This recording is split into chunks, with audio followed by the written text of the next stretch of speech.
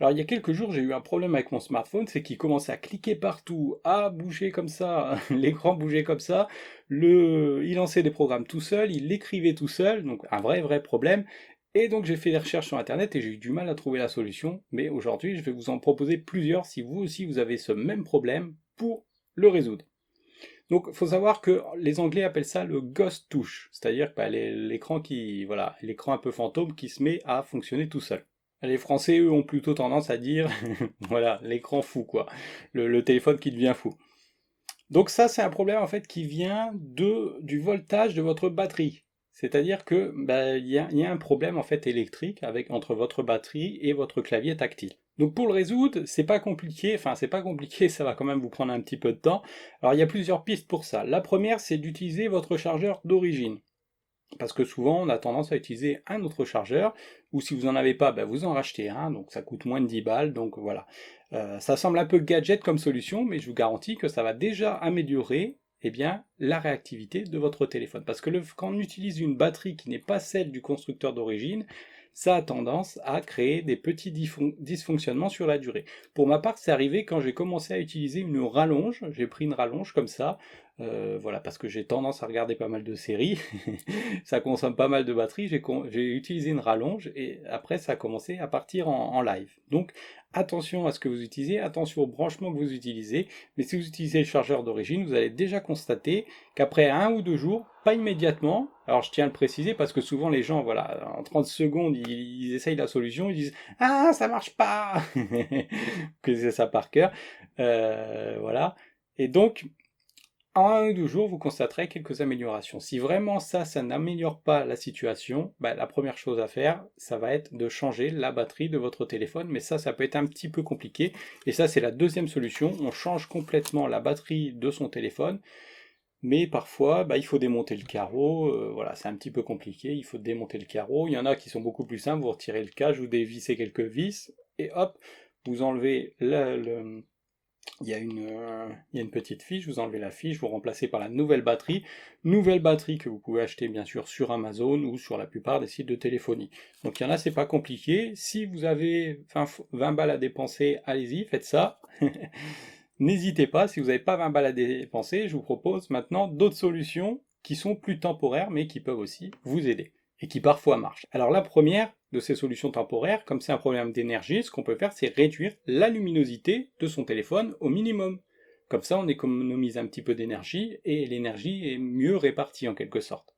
Puisque le téléphone a un problème de batterie, s'il n'y a pas assez d'énergie ou s'il y a un problème de voltage, en faisant ça, ça aide un petit peu. On peut aussi vider le cache du clavier, donc ça c'est la quatrième solution, vider le cache du clavier, si on a un téléphone qui a un clavier particulier, qui a son propre clavier. Donc je pense par exemple à certains Samsung, à certains LG qui ont leur propre clavier maison. En fait c'est un programme et vous faites comme vous faites avec la plupart de vos applications, c'est-à-dire que vous allez dans l'application, vous déplacez l'application, vous faites info, vous connaissez ça, hein, vous restez appuyé dessus, vous levez, vous faites info, et là vous choisissez donc de nettoyer le cache, de vider le cache plus exactement, et bon ça peut aider à résoudre. Si ça marche pas, ce que vous pouvez faire aussi, c'est aller donc dans votre Android de manière classique, et vous choisissez un autre clavier. Donc de base vous avez le clavier Google par exemple, vous avez le clavier aussi natif de votre téléphone dans d'autres modèles. Alors ensuite, la cinquième solution qui est temporaire, c'est de passer en mode développeur. Donc je vous montre tout de suite la procédure, ça demande plusieurs étapes que voici. Ces étapes sont pas compliquées, mais bon, voilà, il faut vraiment suivre la vidéo pas à pas, parce que sinon, bah, il y a de quoi s'y perdre entre nous. Donc voilà ce que vous faites. Je vais tout vous noter à l'écran, comme ça, ce sera beaucoup plus simple pour vous. Donc ça, c'était la cinquième astuce. Sixième astuce, ben, c'est d'utiliser son téléphone en mode économie d'énergie. Voilà, donc ça c'est très simple à faire. Vous voyez tout de suite s'il y a des résultats ou pas. Et enfin, septième astuce, septième solution pour résoudre ce problème, c'est de faire une restauration d'usine de votre téléphone. Mais là, faites attention parce que toutes les données seront effacées. Donc sauvegardez ce que vous voulez sauvegarder, si vous pouvez, si votre téléphone vous laisse un peu de répit. En principe, oui, parce que ça bug assez souvent, mais vous pouvez quand même faire quelque chose. Donc vous faites ça, et hop, voilà. Ça ne dit pas que ça réglera le problème, attention. Mais ça va contribuer à le régler, ça va aider à le régler, puisque ça va le remettre à zéro, en fait. Donc, en résumé, je vous conseille de faire tout ça et de changer de batterie de téléphone, hein. C'est la meilleure des solutions. Si vraiment bah, vous n'avez pas d'argent ou si vous ne voulez pas le faire, essayez toutes ces solutions. Mais surtout, soyez patient, parce que, par exemple, mon téléphone, il avait encore quelques petits bugs quand j'ai fait ça, même sans changer de batterie, il avait encore quelques petits bugs. C'est-à-dire que de temps en temps, il cliquait, de temps en temps, ça lui revenait.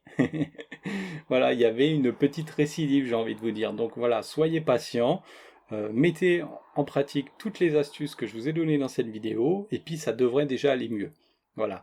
Et en dernier recours, bah, bien sûr, vous changez de batterie ou changez de téléphone.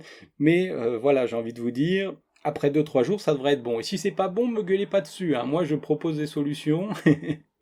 Ça ne marche pas toujours parce que tout le monde a des téléphones différents. Alors, je tiens à le préciser parce que la dernière fois, j'ai fait une vidéo comme ça sur les cartes SD. Et il y a des gens qui me disent ouais, ouais, ouais, ça marche pas, machin, bidule. Ben oui, ben moi je suis pas dans les modèles de constructeurs. C'est pas moi qui crée les problèmes mécaniques chez vous, j'ai envie de vous dire.